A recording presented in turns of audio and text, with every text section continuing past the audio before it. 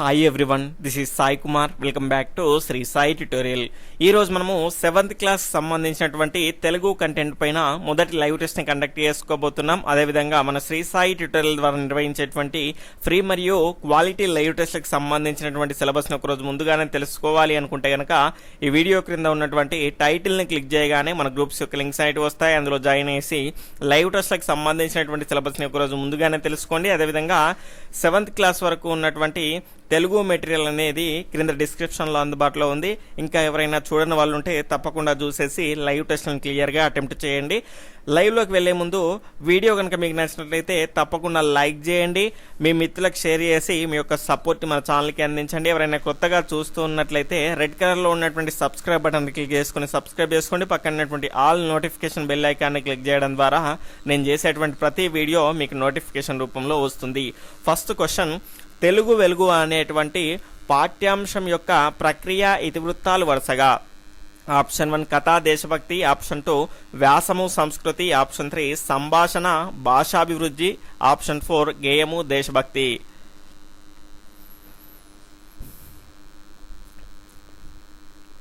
ఇక్కడ దీని యొక్క సరి అయినటువంటి సమాధానం ఆప్షన్ 3 సంభాషణ భాషాభివృద్ధి అండి. తెలుగు వెలుగు అనేటువంటి పాఠ్యాంశం యొక్క ప్రక్రియ ఏంటి అంటే సంభాషణ.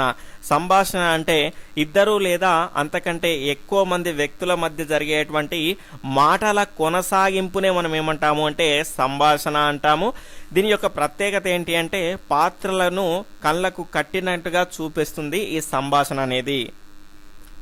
తర్వాత రెండవ క్వశ్చన్, ఈ క్రింది వాటిలో పద్య రూపంలో ఉన్నటువంటి లక్షణ గ్రంథాలు ఏవి? Option 1 Trinakankanam, option 2 Kashtakamalam, option 3 Ramyalokamu, option 4 Madhuri దర్శనం.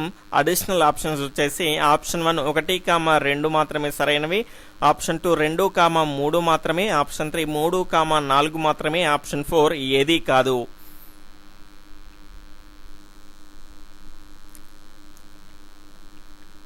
ఇక్కడ దీని యొక్క సరి అయినటువంటి సమాధానాన్ని కనుక చూసుకుంటే ఆప్షన్ 3 అండి. ఇక్కడ రమ్యాలోకము మరియు మాధురి దర్శనం అనేటివి పద్య రూపంలో ఉన్నటువంటి లక్షణ గ్రంథాలుగా మనం చెప్పుకుంటాము, రాయప్రోలు సుబ్బారావు గారివి.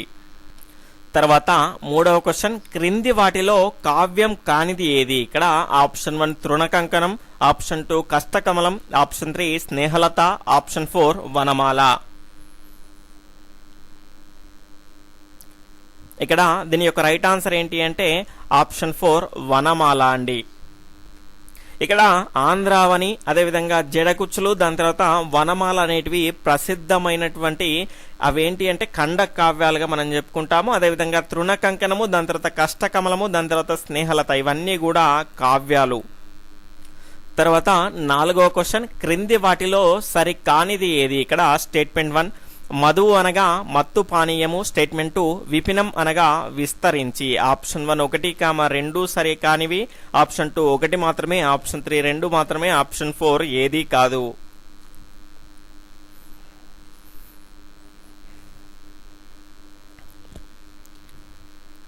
ఇక్కడ దీని యొక్క రైట్ ఆన్సర్ ఆప్షన్ 1 1, 2 కూడా సరి అయినవి కాదు అండి. ఇక్కడ మధువు అంటే ఏంటి అంటే తేనె అండి, మత్తు పానీయం కాదు. అదేవిధంగా విపినము అంటే ఏంటి అంటే విస్తరించి కాదు, అడవి అండి.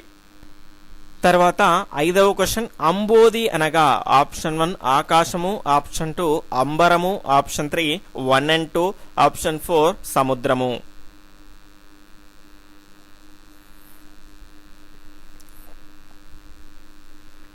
ఇక్కడ దీని యొక్క సరి అయినటువంటి సమాధానాన్ని కనుక చూసుకుంటే ఆప్షన్ 4 సముద్రం అండి. చాలా మంది తొందరపడితే 1 and 2 అని పెడతా ఉంటారు, ఆకాశము అంబరం అని. మిమ్మల్ని కన్ఫ్యూజ్ చేయడానికే ఈ రకంగా ఆప్షన్ అనేది ఇవ్వడం జరిగింది. మనమే ఇంతలా కన్ఫ్యూజ్ చేయాలనే ట్రై చేస్తే కనుక మనకి ఎగ్జామ్లో క్వశ్చన్ పేపర్ అనేది ఏ విధంగా వస్తుందో అర్థం చేసుకోండి. టెట్కు సంబంధించినటువంటి సిలబస్ అనేది రిలీజ్ చేసింది కాబట్టి ఎప్పుడైనా మనకు టెట్ నిర్వహించేటువంటి అవకాశం అనేది ఉంది. కాబట్టి ఖచ్చితంగా మీరు కంటిన్యూగా ప్రిపేర్ అవుతూనే ఉండండి. దీని యొక్క రైట్ ఆన్సర్ ఆప్షన్ 4 సముద్రం. తర్వాత ఆరవ క్వశ్చన్, అచ్చర అనగా ఆప్షన్ 1 ఆశ్చర్యము, ఆప్షన్ 2 అప్సరస, ఆప్షన్ 3 అద్భుతము, ఆప్షన్ 4 తృప్తి లేనిది.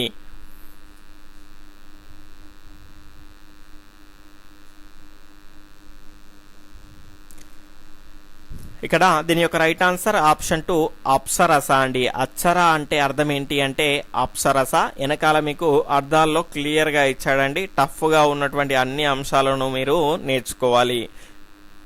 తర్వాత 7వ క్వశ్చన్, మాత్రంశ అనేది ఏ సంధి? ఆప్షన్ 1 సవర్ణ దీర్ఘ సంధి, ఆప్షన్ 2 యనాదేశ సంధి, ఆప్షన్ 3 రుగాగమ సంధి, ఆప్షన్ 4 ఏది కాదు.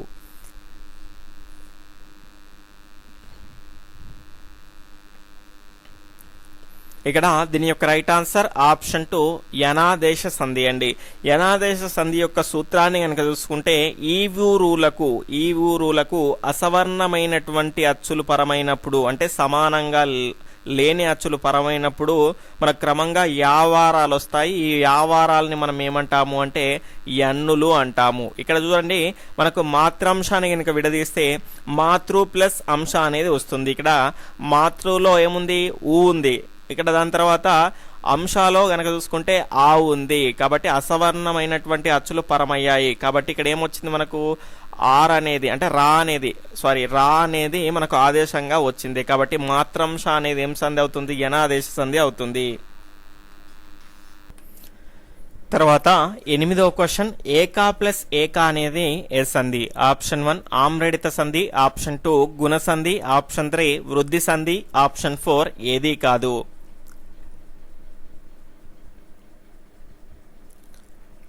ఇక్కడ దీని యొక్క సరి అయినటువంటి సమాధానం గనక చూసుకుంటే ఆప్షన్ 3 వృద్ధి సంధి అండి. ఏకా ప్లస్ ఏకా ఏకైక అనేది అవుతుంది. ఇది వృద్ధి సంధికి చెందుతుంది. వృద్ధి సంధి యొక్క సూత్రాన్ని కనుక చూసుకుంటే అకారానికి ఏఐలు పరమైతే ఐకారము, అదేవిధంగా ఓ ఔలు పరమైతే ఔకారము, అదేవిధంగా రూలు పరమైతే గనక ఆర్ అనేది వస్తుంది. కాబట్టి ఈ రకంగా ఉన్నటువంటి ఐ ఔ ఆర్ అండి, రెండవ ఆర్ వీటిని ఏమంటాము అంటే వృద్ధులు అంటాము.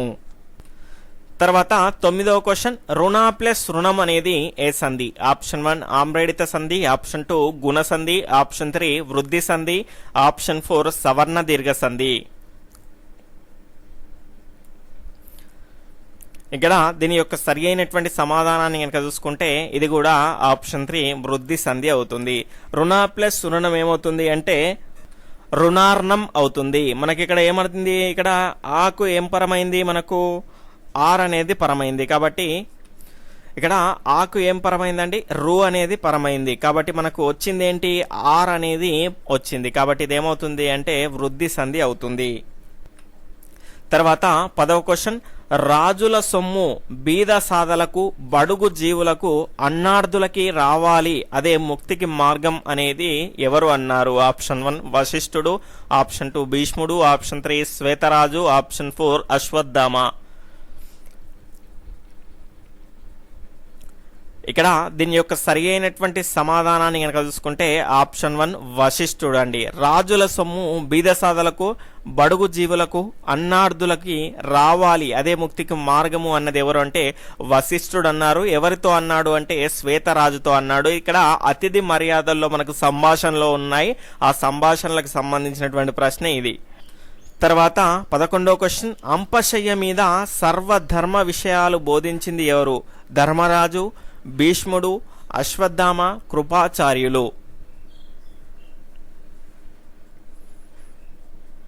ఇక్కడ దీని యొక్క రైట్ ఆన్సర్ ఆప్షన్ 2 భీష్ముడు అండి.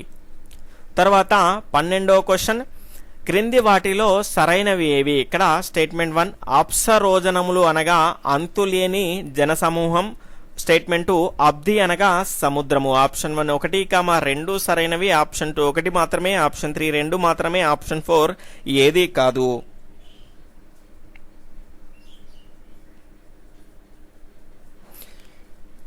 ఇక్కడ దీని యొక్క రైట్ ఆన్సర్ ఆప్షన్ 3 2 మాత్రమే సరైనది, మొదటిది సరైనది కాదు. అప్సరోజనములు అనగా ఏంటి అంటే అప్సరసలు, దేవకన్యలు అని అర్థము, జనసమూహం అనేది కాదు.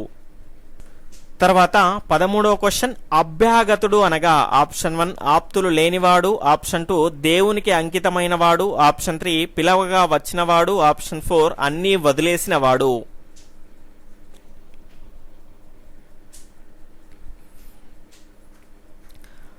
ఇక్కడ దీని యొక్క సరి అయినటువంటి సమాధానాన్ని కనుక చూసుకుంటే ఆప్షన్ 3 పిలవగా వచ్చినవాడు. అభ్యాగతుడు అంటే ఎవరు అంటే పిలవగా వచ్చిన వాడిని మనం ఏమంటాము అంటే అభ్యాగతుడు అంటాము.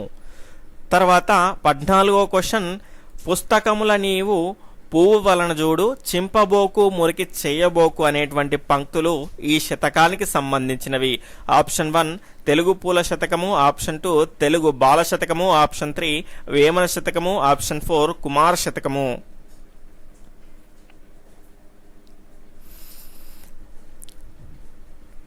ఇక్కడ దీని యొక్క రైట్ ఆన్సర్ ఆప్షన్ 1 తెలుగు పూల శతకం అండి. దీన్ని రాసింది ఎవరు అంటే నార్ల చిరంజీవి గారు. తర్వాత 15వ క్వశ్చన్, పుత్తడి గలవాని పుండు బాధైనను వసుదలోన చాలా వార్తకెక్కు అనేటువంటి పంక్తులు ఈ శతకానికి చెందినవి. తెలుగు పూల శతకము, తెలుగు బాల శతకము, వేమన శతకము, కుమార శతకము.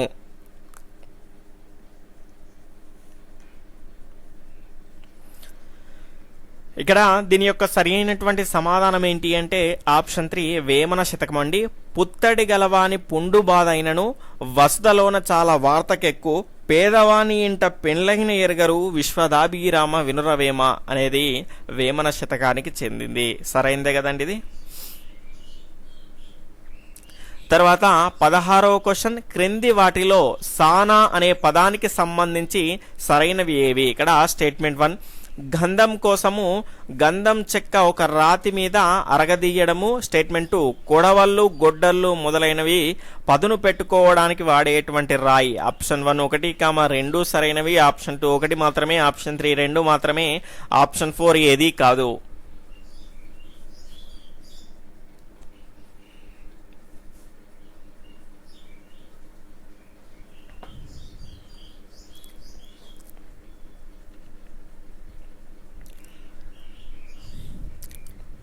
ఇక్కడ దీని యొక్క రైట్ ఆన్సర్ ఆప్షన్ 1 1, 2 కూడా సరైనవి.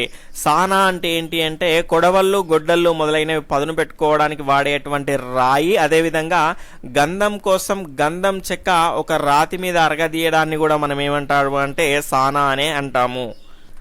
తర్వాత 17వ క్వశ్చన్, చిట్టెలుక అనేది ఏ సంధి?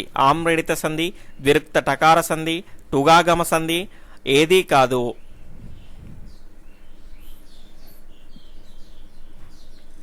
దీని యొక్క రైట్ ఆన్సర్ ఆప్షన్ 2 ద్విరుక్త టకార సంధి. ఇక్కడ చిట్టెలకను కనుక విడదీస్తే చిరు ప్లస్ ఎలక అనేది వస్తుంది. ఇక్కడ మనకు చిరు, దాని తర్వాత కురు, తర్వాత కడు, నడు, నిడు శబ్దములు వచ్చినాయి అనుకోండి, ఖచ్చితంగా అది ఏ సంధి అవుతుంది అంటే ద్విరుక్త టకార సంధి అవుతుంది. ఈజీగా గుర్తుపెట్టుకోండి. తర్వాత 18వ క్వశ్చన్, క్రింది వాటిలో సరైనవి ఏవి? స్టేట్మెంట్ 1, బాధరాయణ అనగా వ్యాసుడు. స్టేట్మెంట్ 2, విమల అనగా పవిత్రమైన నిర్మలమైన. ఆప్షన్ 1 1, 2 సరైనవి, ఆప్షన్ 2 1 మాత్రమే, ఆప్షన్ 3 2 మాత్రమే, ఆప్షన్ 4 ఏదీ కాదు.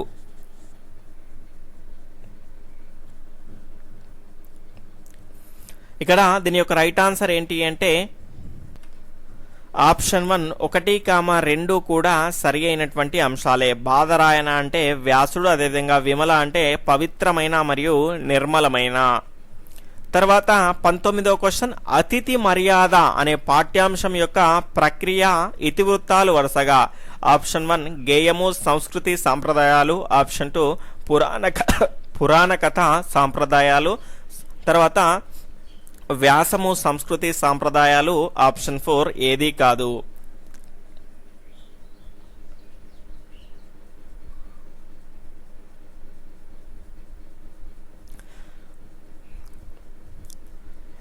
ఇక్కడ దీని యొక్క రైట్ ఆన్సర్ ఆప్షన్ 2 పురాణ కథ సంస్కృతి సాంప్రదాయాలండి. అతిథి మర్యాద అనేది ఒక పురాణ కథ. ఇదేం తెలియజేస్తుంది అంటే మన యొక్క సంస్కృతి సాంప్రదాయాల గురించి తెలియజేస్తుంది.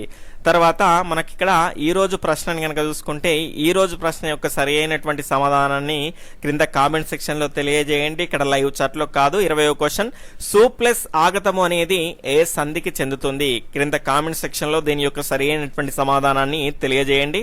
రేపటి సిలబస్ ని కనుక చూసుకుంటే 6వ లెసన్ ఎందుకు పారేస్తాను నాన్న నుండి 11వది సీత ఇష్టాలు వరకు మీకు రేపు 7 PM కు లైవ్ టెస్ట్ అనేది ఉంటుంది. మెటీరియల్ అనేది క్రింద డిస్క్రిప్షన్ లో అందుబాటులో ఉంది. ఇంకా చూడని వాళ్ళు ఎవరైనా ఉంటే తప్పకుండా చూడండి. Thank you for watching. ఈ వీడియో గనక మీకు నచ్చినట్లయితే గనక తప్పకుండా మీ మిత్రులకు షేర్ చేయండి, లైక్ చేసి వెళ్ళండి. Okay friends, bye, take care, Jai Hind.